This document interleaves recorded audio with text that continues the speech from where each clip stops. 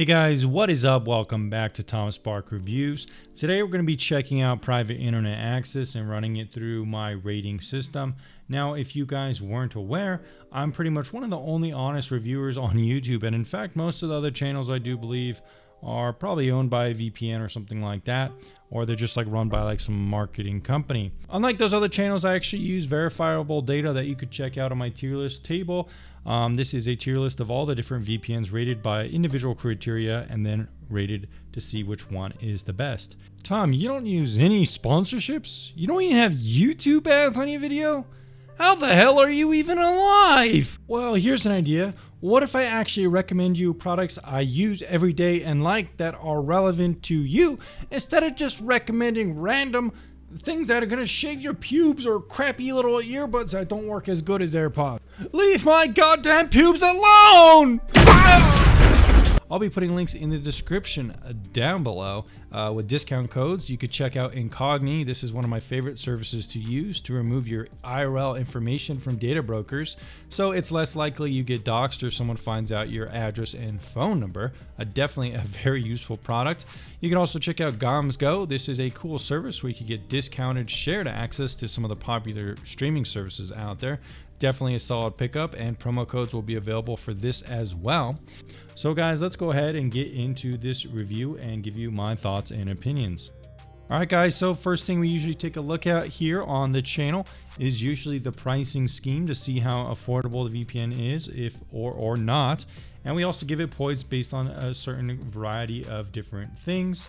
One of the things we do look for is an affordable price.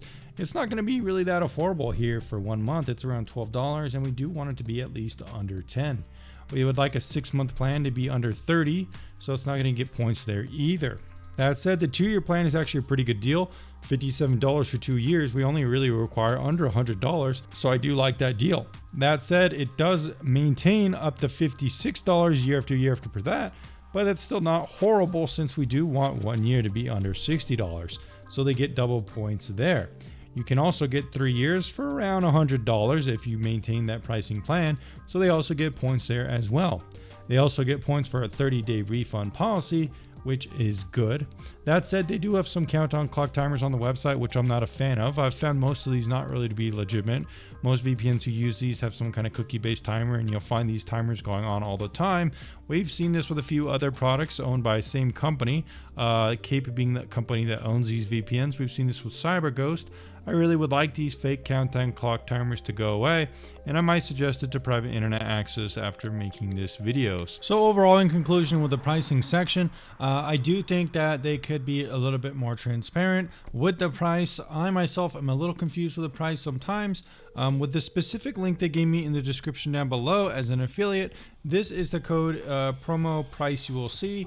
It's the only really 2-year plan that you can really get, it seems like, for $57. Then after that, it's $57 per year. However, if you go to the website in different ways, sometimes there's different deals, and I reached out to private internet access to clarify that, just so I could give you guys the best price possible. So I'll make sure to put that link in the description down below if they do send me a different link to give you different deals. Definitely a little bit confusing and not my preferred way of buying a VPN. I don't like when they have different pricing schemes. Next up, we're going to be running a speed test. Speedtest.net is not my favorite website, but I do get the most accurate speed test with it for whatever reason. Another website that is good is testmyspeeds.net or something like that. I don't know why, but private internet access isn't the fastest VPN for me. Now, I do pick a server close by. I pick one with low latency. I pick the best protocol, and I'm still not getting that much output of it. We are using, oh, God damn it, it was using OpenVPN. But for some reason, the defaults are annoying. It should default to WireGuard. It should not default to go to the taskbar. All right, so let's switch to WireGuard, and we're gonna see our speeds improve. Why is it not connecting on WireGuard? Come on, why? Look, okay, OpenVPN, okay, connected, okay. Go to WireGuard. What the fuck is going on? Alright guys, so I did some more tests, but I still could not get WireGuard working.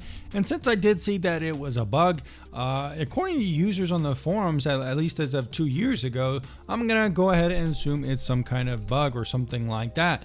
And it's disappointing to see that nearly 2 years later, or whatever the case, it still can't work for me. Additionally, I'm going to dock the speeds as well. I previously didn't get the best speed test, but in my recent speed test, it only works with OpenVPN, which is quite a poor performer in 2023, at least compared to WireGuard. So that's definitely something that's a little bit disappointing, especially since I gave it such good glowing praise for most of the other aspects of the application. I do think it fundamentally is a good application, but it does seem to be kind of deteriorating in kind of weird ways, and I would be interested to see if the team could address those issues.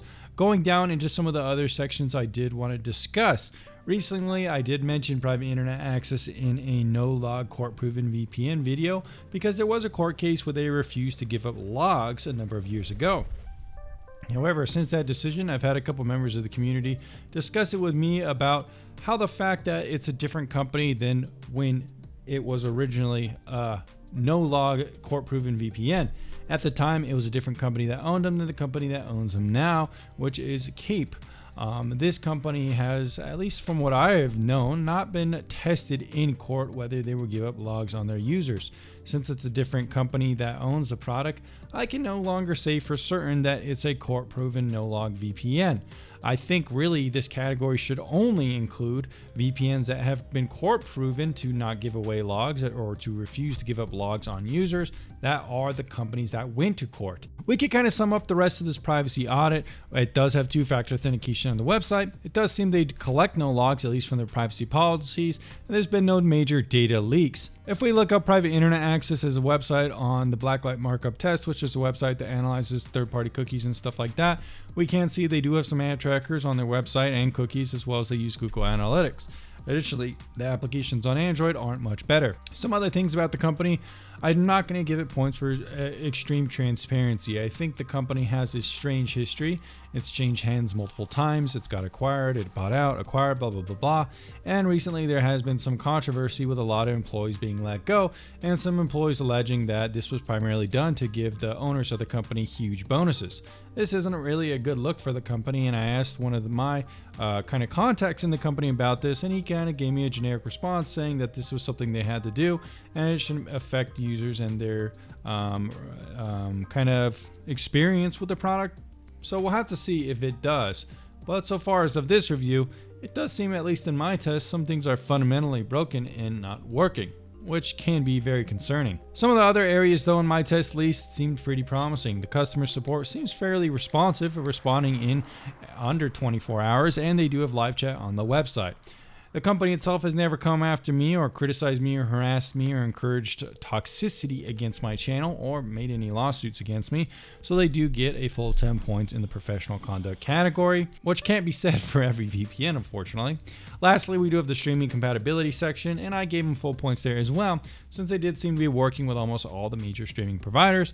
Although that said, I don't think it would be my top recommended choice for someone purely looking to unblock the most regions, since I've had the most success with something like NordVPN. And in fact, I've made a couple other videos on the channel testing out Nord and how many regions it doesn't block, and it pretty much, in my test at least, is the #1 performer when it comes to unblocking geo restrictions.